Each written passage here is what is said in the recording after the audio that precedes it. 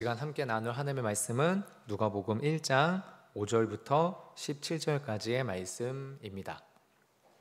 우리 같이 함께 한 절 한 절 교독하고 마지막 17절은 합독하도록 하겠습니다. 제가 먼저 읽도록 하겠습니다. 유대왕 헤롯 때에 아비야 반열에 제사장 한 사람이 있었으니 이름은 사가랴요. 그의 아내는 아론의 자손이니 이름은 엘리사벳이라.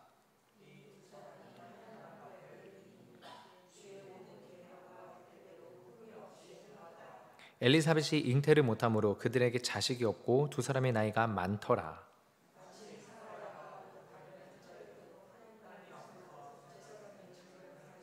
제사장의 전례를 따라 제비를 뽑아 주의 성전에 들어가 분향하고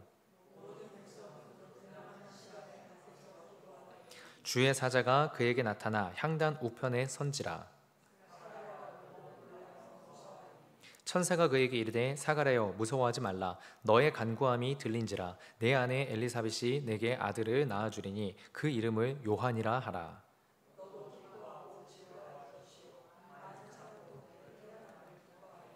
이는 그가 주 앞에 큰 자가 되며 포도주나 독한 술을 마시지 아니하며 모태로부터 성령의 충만함을 받아. 함께 읽겠습니다. 그가 또 엘리야의 심령과 능력으로 주 앞에 먼저 와서 아버지의 마음을 자식에게 거스르는 자를 의인의 슬기에 돌아오게 하고 주를 위하여 세운 백성을 준비하리라. 아멘. 기도하겠습니다. 하나님, 우리가 또 수요일 날 이 아버지 하나님 저녁 시간에 함께 모여서 예배합니다. 하나님, 우리가 우리의 마음 가운데에서 있는 여러 가지 복잡한 생각들과 하나님 우리의 마음의 근심거리들이 여러 가지가 있지만 또 다른 한편으로는 주님께서 주신 감사의 제목들, 감사의 응답들도 있는 줄로 믿습니다. 하나님, 우리가 삶 가운데서 지금까지 감사의 거리들을 다시 한번 기억하게 하시고 주님께서 우리의 기도에 어떻게 응답하셨는지, 그리고 그 기도의 응답으로 말미암아 또 다른 주님의 역사가 어떻게 펼쳐졌는지를 우리가 다시 한번 생각하게 하시어 지금 내 앞에 있는 문제나 어려움, 아버지 하나님의 도움이 필요한 모든 순간들과 사건들을 아버지 하나님의 응답과 그 이후에 역사하실 하나님의 역사까지도 기대하는 마음으로 버텨내고 견뎌내고 이겨낼 수 있도록 주께서 힘을 더하여 주시옵소서. 특별히 몸이 아픈 환우분들이 있사오니 주님께서 그 환우분들의 마음 가운데 이 마음을 더 간절하게 주심으로 하나님 모든 아버지의 치유와 회복의 역사를 아버지 볼 수 있게 하시고 주님께서 허락해 주시기를, 우리가 그렇게 다 간증의 주인공으로 다시 만날 수 있기를 주께서 역사하여 주시옵소서. 감사드리며 예수님의 이름으로 기도합니다. 아멘. 누가복음은 누가가 쓴 글입니다. 누가는 이 글을 쓰는 목적이 이루어진 사실을 근원부터 자세히 살펴 쓰는 것이 중요하기 때문이고, 이 글을 읽는 독자 데오빌로가 더욱 확실하게 믿음에 서게 하기 위해서 이 글을 썼다라고 저작의 목적을 밝히고 있습니다. 그러면서 누가는 다른 복음서에서는 언급하지 않은 세례 요한의 출생부터 기록을 시작합니다. 이것은 누가가 글을 읽는 독자 데오빌로와 그와 비슷한 다른 헬라파 그리스도인들을 배려하고 생각하고 그들을 위한 마음을 가지고 글을 적었기 때문입니다. 유대인들은 이미 모세의 오경과 다른 선지자들의 글을 듣고 접한 사람들입니다. 유대인들 같은 경우에는 태어나서 어릴 때 글을 배울 때부터 모세 오경에 대해서 가르쳐주고 점점 자라면서 선지자들의 글들을 배우기 때문에 이미 이 유대 문화권에 있는 유대인들은 그 내용들을 알고 있는 자들이죠. 때문에 광야에서 외치는 자의 소리라는 이사야 선지자의 메시지를 알고 있는 자들이고, 그래서 메시아가 오기 전에 그 길을 예비한다라는 인식도 가지고 있는 사람들의 유대인들이었습니다. 하지만 헬라파 그리스도인들은 그들은 유대인이 아니기 때문에 헬라인이지만 그리스도께 속한 자로 회심한 자들이고 개종한 자들이기 때문에 그들은 구약 성경에 대한 지식이 유대인들만큼 많지 않았습니다. 때문에 누가는 3절에서 밝힌 것처럼 차례대로 써야 될 필요성을 느꼈습니다. 세례 요한의 출생과 그의 삶이 그냥 우연히 존재하는 것이 아니고 하나님의 계획하심이라는 것을 전하는 것이 이 헬라파 그리스도인들에게 도움이 될 것이라고 믿어 의심치 않았죠. 그래야 해서 누가는 자신의 글을 시작할 때 세례 요한의 출생부터 시작을 하게 됩니다. 그래서 이것은 다른 복음서와는 다른 독특한 시작이 되게 되는 것이죠. 오늘 그 세례 요한의 출생에 대한 내용을 가지고 두 가지 묵상을 짧게 함께 나누고자 합니다. 첫 번째 묵상은 무엇이냐면, 드러나는 현상과는 상관없이 의를 향한 방향성을 지켜내야 된다라는 것입니다. 오늘 우리가 읽은 본문의 5절과 6절은 이렇게 말하고 있습니다. 유대왕 헤롯 때에 아비야 반열의 제사장 한 사람이 있었으니 이름은 사가랴요 그의 아내는 아론의 자손이니 이름은 엘리사벳이라. 이 두 사람이 하나님 앞에 의인이니 주의 모든 계명과 규례대로 흠이 없이 행하더라. 누가는 세례 요한이 언제 출생했는지 그 시기를 먼저 명확히 밝힙니다. 유대왕 헤롯의 때입니다. 이것은 앞서 말씀드린 것처럼 먼저 헬라파 그리스도인들에게 정확한 사실을 전달하고자 하는 목적으로 기록한 내용입니다. 세례 요한의 출생 시기는 유대왕 헤롯의 때다. 근데 이게 동시에 어떤 의미를 또 가지고 있냐면 헤롯의 때에는 이스라엘이 영적으로 어두운 시기였다라는 것입니다. 앞서서 사실 말라기 이후로 400년간 하나님께서 직접적으로 자기의 선지자를 보내지 않은 소위 어둠의 시기, 암흑의 시기, 하나님의 침묵의 시기가 있었는데 그 연장선으로 지금 현재 헤롯은 성전을 다시 지은 사람이고 유대인들의 환심을 얻기 위해서 여러 가지 유대교에 대한 친한 정책을 펼쳤지만 동시에 여러 우상들을 들여온 사람이기도 하면서 나중에는 예수님의 탄생에 대한 소식을 듣자 예루살렘의 아기를 모두 죽이는 권력을 유지하기 위해서는 잔인한 짓도 서슴지 않는 그런 사람이었습니다. 그렇기 때문에 이 400년간의 침묵 시기에 이어서 로마의 압제 가운데 있고 그 로마에서 세운 사람인 헤롯이 잔인하고 너무나도 하나님과 멀리 있는 사람이라 이 헤롯의 시대는 바꿔 얘기하면 영적으로 어두운 시기라는 것을 누가가 간접적으로 드러낸 표현이기도 한 것입니다. 그런데 그 시기에 그 어두움이 있는 시기에 등장하는 제사장이 있는데 그 이름이 사가랴고 그 아내 이름이 엘리사벳이다라고 말합니다. 이들은 출신이 둘 다 레위인인데 그 레위인들 중에서도 제사장 계열의 집안 사람들입니다. 레위인들이 성전에서 수종드는 사람들이 이렇게 여러 명이 있지만 그 중에서도 제사를 주관하는 레위인 그 반열은 레위인의 그 반차는 아무나 되는 것이 아니죠. 그렇기 때문에 이 두 사람 사가랴와 엘리사벳의 그 혈통이 능히 레위인 중에 레위인이고 제사장 가문의 남자와 제사장 가문의 여자가 결합한 거라서 정말로 세례 요한의 그 출생 자체가 가장 거룩한 가문 가운데서 나타나는 것을 보여줍니다. 그런데 이것이 그냥 단순한 혈통에 대한 내용만이 아니라 이들의 이름에서도 무엇인가 의미가 나타나는데 그게 뭐냐면 사가랴의 이름의 뜻은 기억하다라고 하는 그 어원에서 시작되었고 엘리사벳의 이름의 뜻은 여호와는 나의 맹세시다라는 뜻을 가지고 있다는 것에서 이들의 거룩함의 뜻이 이들의 거룩한 삶에 대한 부분이 다시 한 번 더 드러나는 겁니다. 왜냐하면 유대인들의 이름은 대개 부모님이 지어줍니다. 레위인 중에서도 제사장 계열의 사가랴와 엘리사벳의 이름이 여호와께서 기억하신다, 하나님은 나의 맹세시다와 같은 이름으로 지은 것은 당연히 부모가 어떤 마음으로 자녀에게 이름을 지었는지를 간접적으로 드러내는 대목이죠. 어떤 마음으로 이름을 지었는지를. 두 사람의 부모는 비록 영적으로는 어두운 시기였지만 하나님의 말씀과 하나님의 존재에 대한 믿음을 지키려 애썼던 것입니다. 그리고 그것을 자기 자녀들에게 전수하고 싶었던 거죠. 하나님께서 직접적으로 임재하시고 나타나서 보여주는 그 시기는 이미 400년간의 침묵의 시기라서 어둡고 어두운 시기였지만 이 두 사람의 부모는 그 시기에도 자기 자녀들한테 하나님의 말씀을 기억해야 된다. 하나님이 우리를 기억해 주실 것이기 때문에 하나님의 맹세는 헛되지 않다. 그분의 맹세와 그분의 언약은 반드시 우리에게 응답될 것이기 때문에 라는 이 믿음과 소망에 대한 것을 자기 자녀들한테 심어주고 싶었던 것입니다. 이것은 결코 허황된 추측이 아니라 6절을 통해서 드러나게 되죠. 사가랴와 엘리사벳이 둘 다 모두 하나님 앞에서 의인으로 살았다라는 이 기록 말입니다.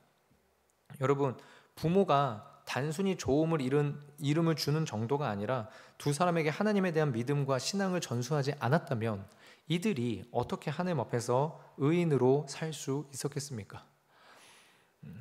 그런데 부모님으로부터도 거룩한 믿음을 이어받고 본인들 스스로도 정말로 거룩하게 살려고 하고 의롭게 살려고 한 이 두 사람에게, 이 의인들에게 어떤 일이 펼쳐지고 있냐? 7절에 이렇게 나와 있습니다. 엘리사벳이 잉태를 못함으로 그들에게 자식이 없고 두 사람의 나이가 많더라. 나이가 많은데 자식이 없다라는 것입니다. 예나 지금이나 자녀는 가정의 귀한 축복의 상징입니다. 그런데 하나님 앞에 의인으로 사는 두 사람에게 아이가 태어나지 않은 것입니다. 어쩌면 우리에게 좀 이렇게 대입한다면 혼탁한 시기, 그러니까 기독교에 대해서 사람들이 조롱하고 인정하지 않는 시기에 그럼에도 말씀을 붙잡고 씨름하려고 애쓰고 기도하며 나아가는데 하는 일이 안 되는 겁니다. 뭔가 시도하고 일을 하는데 안 되는 겁니다. 다른 사람들은 다 되는 것 같은데 나는 안 되는 거죠. 근데 우리가 주목할 점이 무엇입니까? 사가랴와 엘리사벳이 나이가 많은 의인이라는 겁니다. 그냥 의인이 아니라 나이가 많다. 여러분, 이게 무엇을 의미할까요? 이들 두 사람은 아이가 있든 없든 하나님의 축복의 상징이 현상으로 보이든 보이지 않든 나이가 많아질 때까지 의로운 삶을 사는 것을 포기하지 않고 다른 생각을 하지 않고 그대로 그 방향성을 유지했다라는 것입니다. 나이가 많은 사가랴와 엘리사벳의 부모들도 영적으로 어둡고 믿음으로 사는 것이 어려운 시기에 자신의 자녀들에게 믿음 안에 있기를 힘써 간구하였고, 그렇게 어려운 시기에 믿음을 배우며 자란 두 사람은 자신들의 삶에서 축복의 현상이 없어도 하나님의 축복의 그러한 상황이 보이지 않아도 그 오랜 시간을 하나님 앞에서 의롭게 사는 것, 이것을 포기하지 않았다라는 것입니다. 모든 것이 빠르고 내가 원하는 것을 쉽게 표출할 수 있는 이 시대는 원하는 것이 이루어지지 않으면 포기도 빠른 것 같습니다. 아니, 사실 원하는 것이 될지 안 될지 계산을 해보고 그냥 빠르게 판단을 내려버리는 것 같습니다. 그런데 성경은 우리에게 말합니다. 선을 행하라. 근데 선을 행할 때 낙심하지 말아라. 그러면 때가 이르면 반드시 거두리라. 가족의 구원을 위해서, 내 영혼의 변화를 위해서, 하나님의 나라와 의를 위해서 우리가 선을 행하고 의를 지켜내고 그 방향성으로 끊임없이 도전하고 나아가야 될 이유입니다. 동시에 포기하지 말아야 되는 것이죠. 하나님은 그런 사가랴와 엘리사벳에게 찾아오셨습니다. 현상이 보이지 않아도 마치 엘리야 때 바알에게 무릎 꿇지 않은 7,000명처럼 묵묵히 자신의 직무를 다하는 사가랴와 엘리사벳, 그들에게 그들의 이름의 뜻처럼 하나님은 기억해 주셨고 그 맹세를 잊지 아니하시는 하나님으로서 나타나 주신 것입니다. 우리 성도님들께서도 모두 주의 말씀의 역사를 이루기 위해서 기도하고 애쓰기를 포기하지 않으셨으면 합니다. 가정을 위해서 기도하는 것이, 그리고 우리 구역 식구들을 위해서 기도하는 것이, 섬기고 있는 교육부서나 아니면 직장을 위해서 기도하고 있는 그 모든 것들이 때로는 현상적으로 보이지 않을 수가 있습니다. 현상적으로 뭔가 이렇게 명확하고 속 시원하고 뭔가 진짜 다이나믹하고 막 시원시원하게 뭔가가 이렇게 되는 게 보이지 않을 수 있습니다. 그럼에도 불구하고 우리가 포기하지 않았으면 합니다. 왜냐하면 오늘 우리가 본 사가랴와 엘리사벳이 나이가 많도록 자식이 없었지만 그럼에도 불구하고 의인의 삶을 계속해서 살아내고 하나님의 그 빛을 간구하고 바라기 때문에 하나님께서 그들에게 응답하고 역사하셨던 것처럼 우리가 포기하지 아니하면, 선을 행하되 포기하지 아니하면 때가 이름에 거두리라는 주님의 약속의 말씀이 역시 우리 성도님들에게도 동일하게 일어날 것이라 믿기 때문입니다. 우리를 기억해 주시는 하나님을 다시 한번 의지하고 소망할 수 있기를 주님의 이름으로 축원드립니다. 두 번째 묵상을 보면은 무엇이냐면 나의 기도의 응답은 나의 것이 아니라 주님의 것, 주님의 뜻하십니다 라는 것입니다. 오늘 본문의 13절부터 17절에 이렇게 말하고 있습니다. 천사가 그에게 이르되 사가랴여 무서워하지 말라. 너의 간구함이 들린지라. 내 아내 엘리사벳이 내게 아들을 낳아주리니 그 이름을 요한이라 하라. 너도 기뻐하고 즐거울 것이요 많은 사람들도 그의 태어남을 기뻐하리니 이는 그가 주 앞에 큰 자가 되며 포도주나 독한 술을 마시지 아니하며 모태로부터 성령의 충만함을 받아 이스라엘 자손을 주 곧 그들의 하나님께로 많이 돌아오게 하겠습니다. 그가 또 엘리야의 심령과 능력으로 주 앞에 먼저 와서 아버지의 마음을 자식에게 거스르는 자를 의인의 슬기에 돌아오게 하고 주를 위하여 세운 백성을 준비하리라. 현상적으로 축복이 일어나지 않아도 의롭게 살기를 묵묵히 해온 사가랴에게 천사는 하나님의 응답을 주는데 그 내용이 심상치가 않습니다. 주 앞에서 큰 자, 모태로부터 성령의 충만을 받은 자, 이스라엘을 하나님께로 많이 돌아오게 할 자, 엘리야의 심령과 능력을 가진 자, 주를 위하여 세운 백성을 준비하게 하는 자. 태어나지도 않은 아이에게 이미 먼저 그가 어떤 존재인지를 이야기하는데, 천사가 말해준 내용들은 사가랴의 상식은 물론이고 한 번도 상상해 본 적도 없는, 상상을 넘어서는 내용들 뿐입니다. 솔직히 이때 당시 이들이 기다리는 메시아가 하는 일이라고 해도 무리가 없을 정도의 내용들이죠. 천사가 말합니다. 너의 간구함이 들린지라.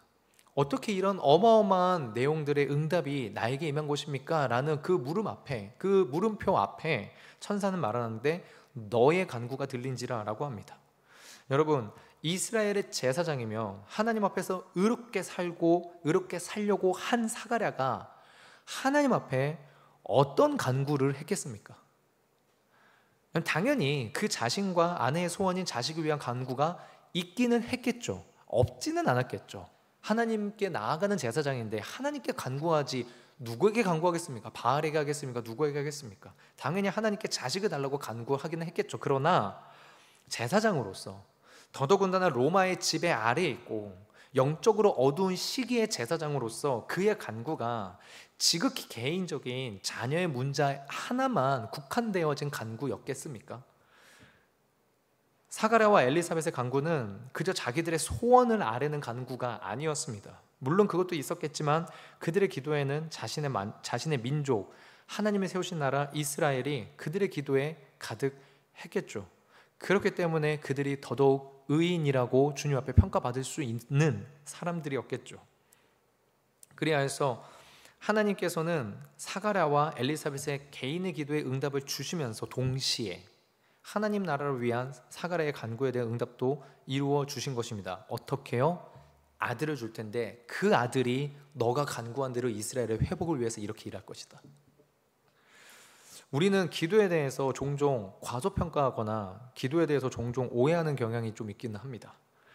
기도한다고 이루어질까라는 기도의 응답에 대한 것에서부터 내가 나라를 위해서 기도한다, 열방을 위해서 기도한다 라고 하는 기도의 지경이나 내가 기도의 자격에 대해서, 그리고 굳이 소리내서 기도해야 하는가 라는 기도의 방법이나 그에 대한 평가 등등, 우리는 종종 기도에 대해서 많이 과소평가하거나 아니면 좀 오해하는 경향이 좀 있긴 합니다. 근데 그 중에 한 가지는 또 뭐가 있냐면, 응답을 받은 것은 내 것이라고 생각하는 것입니다. 하나님이 나한테 이런 기도 응답 줬으니까 이 기도 받은 응답 이거는 내 거다. 기도 응답으로 받은 재물 내 거다. 기도 응답으로 받은 건강 내 거다. 기도 응답으로 받은 생명 내 것이고, 기도 응답으로 받은 대학, 직장, 가정 등등 이것들은 내 것이다 라는 착각을 우리가 종종 하게 된다는 것입니다. 여러분, 그 모든 것들은 원주인이 있지 않습니까?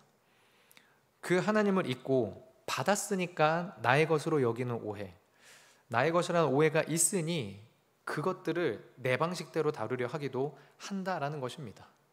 자녀의 진로나 삶을, 직장 생활이나 학교 생활을, 교회나 가정에서의 삶을 내가 컨트롤하려고 하고 나의 의지대로 하려고 하는 거죠. 제가 한두 번 좀 이렇게 이야기 드렸던 게, 제가 전에 있던 교회에서 그 한 집사님이 정말로 건강이 안 좋았을 때에는 날마다 교회에 나와서 기도하고 예배도 빠지지 않고 막 그러다가 그 암이 병원에서도 말도 안 되는 일이다, 이건 기적이다 라고 말할 정도로 그것을 깨끗하게 치유받고 난 다음부터는 점점 예배를 빠지더니만 주일마다 골프 치러 가고, 그리고 이제 예배 시간에도 나오지 않게 되는, 기도 자리는 당연히 참여하지 않게 되는 그런 일들이 있다고 했었죠. 그렇게 됐을 때에 그 사람이 정말로, 그 집사님이 그 기도의 응답을 받은 그 건강이 본인 스스로가 지금 누구의 것이라고 생각하고 있는 것이겠습니까? 하나님께서 응답으로 주셨는데, 하나님이 응답을 주셨으니까 그 건강을 가지고 내 마음대로 내가 원하는 대로 삶을 산다는 것은 그 주신 응답을 진짜 내 것으로 여기고 있다는 거죠. 그래서 내 마음대로 쓰는 거죠. 그러나 하나님은 사실 그렇지 않으십니다. 물론 기도의 응답으로 주시지만 동시에 하나님은 그 응답을 통해서 하나님 자신을 드러내시길 원하십니다. 하나님 자신을 나타내길 원하십니다. 이유는 너무나도 사람들이 하나님에 대해서 모르기 때문에. 더 나아가서 그 기도의 응답으로 우리가 하나님께 더 가까이 나아가서 하나님 앞에 더 넓게 크게 쓰임받기를 하나님께서 원하신다는 것입니다. 때로는 사실 이게 부담스럽게 여겨질 수가 있습니다. 마치 모세가 보낼 만한 사람을 보내시라며 하나님의 부르심을 거절하는 것처럼 굳이 거기까지는 결심해 보지도 않았고 생각해 보지도 않았는데 부담스럽게 생각할 수 있죠. 마치 이것도 제가 전에 언급드렸듯이 한 교회의 장로님 자녀가 하나님 앞에서 선교사적 삶을 결단하자 그 장로님이 그 자녀를 나무란 것처럼 그 장로님이 자녀가 믿음을 가지고 살기를 원하긴 했지만 거기까지 원했던 것은 아니었다라며 부담스러워하고 거절하는 기도의 응답이 있을 수 있다는 것입니다. 하지만 기도의 응답도 나의 것이 아니라 주님의 뜻임을 우리가 기억하고 그 응답을 통해서 나를 주님께 더 가까이 불러주시는 하나님의 부르심, 하나님의 마음을 우리가 아멘으로 반응을 한다면, 우리가 아멘으로 반응한다면 오늘 말씀처럼 너도 즐거워하고 그리고 다른 이들도 기뻐하리라. 너도 기뻐하고 즐거워하고 다른 이들도 기뻐하리라.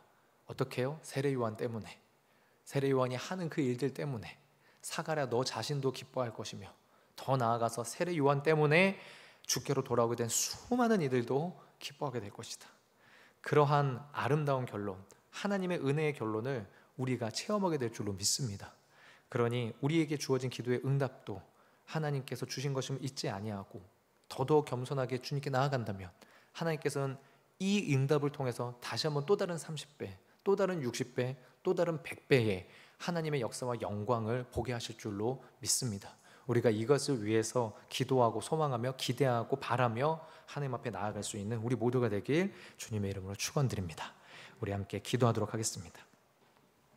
하나님, 정말로 우리 성도님들 한 분 한 분의 삶 가운데에 주님께서 은혜로 역사해 주시길 소망합니다.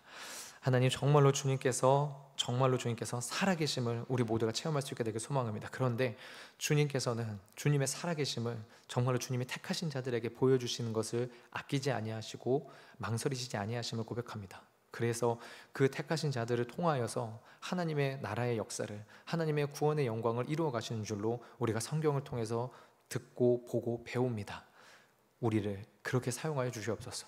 우리가 그렇게 기도했는데 그 기도의 응답이 내가 상상하지 못할 정도로 어렵고 크고 놀랍게 이루어진다고 해서 아버지 하나님, 내가 모세와 같이 나는 입이 둔한 자입니다, 보낼 만한 자를 보내소서 하고 뒤로 물러나는 게 아니라 정말로 그 하나님의 부르심 앞에, 아버지 하나님의 그 부르심 앞에 나아갈 수 있게, 믿음으로 나아갈 수 있게 은혜도 하여 주시옵소서. 혹여나 이러한 기도의 응답의 현상이 보이지 않아서 마음이 심란하고 힘든 성도님들이 있다면 그럼에도 불구하고 의를 향한 방향을 포기하지 아니할 수 있도록 주님께서 믿음의 믿음을 북돋아 주시옵소서.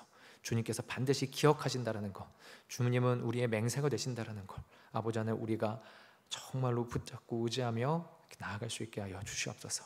감사드리며 예수 그리스도의 이름으로 기도드리옵나이다. 아멘.